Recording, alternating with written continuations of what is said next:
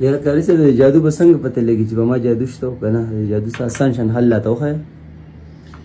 د دې دپاره خو څه ده عاملان ناشنا طریقې کوي، څوک قمیصونه ګوري، څوک کتابونه ګوري.